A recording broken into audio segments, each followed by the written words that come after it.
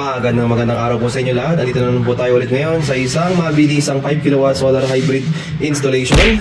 Ayan, kakababa na po namin ng mga materials. Ayan. So, actually hybrid on and off grid tayo ngayon. Ito ang magiging control panel.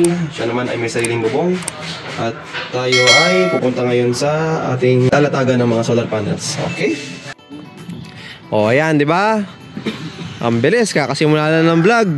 May railings na agad. Sabi ko sa inyo, quickie lang eh. Mabilis ang installation ng 5 kW. Ayan.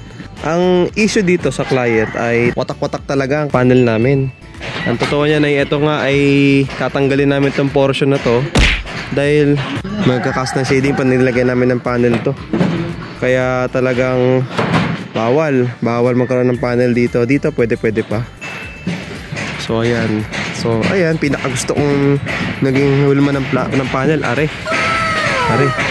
So yung dalawa na nandito, lilipat namin dito sa likuran.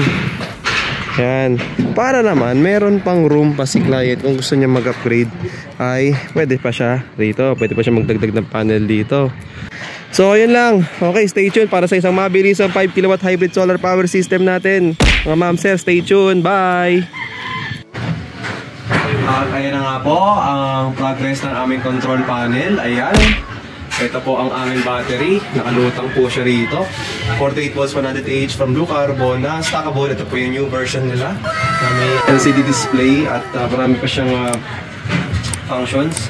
And then, ayan, ang ating mga distribution box and protection devices. Grounding, CT.